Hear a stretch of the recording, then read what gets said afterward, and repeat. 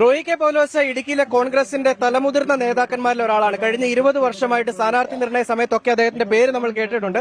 പക്ഷെ പല കാരണങ്ങൾ കൊണ്ട് അത് മാറിപ്പോകുന്ന കാഴ്ച നമ്മൾ കണ്ടതാണ്. ഇത്തവണയും ഏറ്റവും ഒടുവിൽ സ്ഥാനാർത്ഥിത്വം പ്രഖ്യാപിച്ചപ്പോൾ അതിലുണ്ടായിരുന്ന പേരാണ് കേരള കോൺഗ്രസിന്റെ സീറ്റ് കോൺഗ്രസിന് വിട്ടുകൊടുത്തപ്പോൾ അവിടെ സ്ഥാനാർത്ഥിയായിട്ട് വന്ന റോയി കെ പൗലോസ്. എങ്ങനെയാണ് ആളുകളുടെ ഒരു പ്രതികരണമൊക്കെ? UDF വളരെ അനുകൂലമായ ഒരു പ്രതികരണമാണ് ജനങ്ങളുടെ മനസ്സിൽ നിന്നുണ്ടായിട്ടുള്ളത്. കഴിഞ്ഞ 7 ദിവസമായി നിയോജക മണ്ഡലത്തിൽ നടത്തിക്കൊണ്ടിരിക്കുന്ന പ്രചാരണ പ്രവർത്തനങ്ങൾ കൊണ്ട് ഞങ്ങൾക്ക് ഒരു കാര്യം മനസ്സിലാക്കിയിട്ടുണ്ട്. ഇടതുപക്ഷ ജനാധിപത്യ മുന്നണിയെ ഞങ്ങൾ തറ പറ്റിച്ചിരിക്കും. വലിയ ഭൂരിപക്ഷത്തിന് ഞങ്ങൾ ജയിക്കും. ചെറിയ ഭൂരിപക്ഷമായിരിക്കില്ല, വലിയ ഭൂരിപക്ഷത്തിന് ജയിക്കും. മണ്ഡലത്തിനോടൊരു പരിചയക്കുറവുണ്ടോ? കാരണം ഏറ്റവും ഒടുവിലാണ് വന്നത്. പിന്നെ റോഷി അഗസ്റ്റിന് 25 വർഷമായിട്ട് ഇവിടെയുള്ള ഒരു MLA. ആളുകൾക്ക് പരിചയപ്പെടാൻ ഒരു സമയം കിട്ടുന്നുണ്ട്. ഒരു പരിചയക്കുറവില്ല. ഞാൻ 50 വർഷത്തിലേറെയായിട്ട് ഒരു പൊതുപ്രവർത്തകനായിട്ട് ഈ ജില്ലയിൽ നടക്കുന്നത്. KSUവിന്റെ ജില്ലാ പ്രസിഡന്റായി, യൂത്ത് കോൺഗ്രസ് ജില്ലാ പ്രസിഡന്റായി, DCC സെക്രട്ടറിയായി, വൈസ് പ്രസിഡന്റായി, DCC പ്രസിഡന്റായി, KPC സെക്രട്ടറിയായി, ഇപ്പൊ KPC വൈസ് പ്രസിഡന്റായിട്ടാണ്.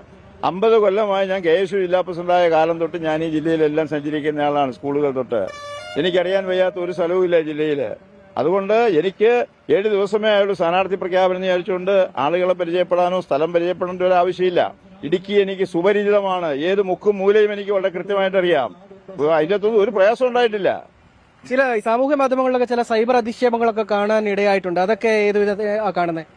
ഞങ്ങള് തെരഞ്ഞെടുപ്പ് രംഗത്ത് അഭികാമ്യമല്ലാത്ത ഒരു സൈബർ ആക്രമണങ്ങളെയും ഞങ്ങള് ഒരു ഗൗരവമായിട്ടും കാണാറില്ല.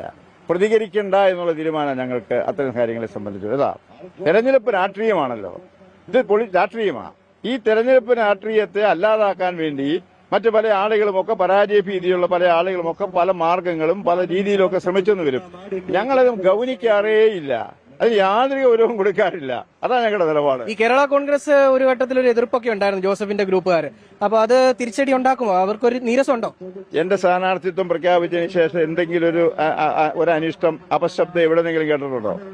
റോയി കെ പൗലോസാണ് ഇടുക്കിയിലെ UDF സ്ഥാനാർത്ഥി എന്ന് പ്രഖ്യാപിച്ചതിന് ശേഷം ഈ UDFനുള്ളിൽ നിന്ന് കേരള കോൺഗ്രസിന്റെ ഭാഗത്തുനിന്നോ എവിടെന്നെങ്കിലും ഒരു അപശബ്ദം നിങ്ങൾ കേട്ടിട്ടുണ്ടോ? ഉണ്ടെങ്കിൽ ഞാൻ സമാധാനം പറയാം. ഒന്നും ഉണ്ടായിട്ടില്ല. മുഴുവൻ ആളുകളും സ്വീകരിക്കുക ചെയ്തത്. ഒരു അക്ഷരം പോലും ആരും മിണ്ടിയിട്ടില്ല.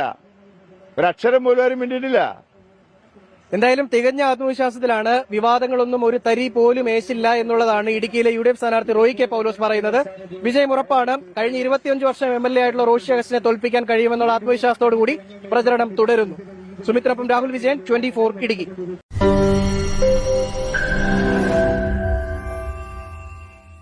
ലോകത്തെവിടെയായാലും ഏത് സമയത്തും 24 വാർത്തകളും ഓഗ്മെന്റഡ് റിയാലിറ്റി പാക്കേജുകളും എക്സ്പ്ലെയിനറുകളും വിശദമായി കാണാൻ ഞങ്ങളുടെ YouTube ചാനൽ നിങ്ങൾക്ക് സബ്സ്ക്രൈബ് ചെയ്യാം.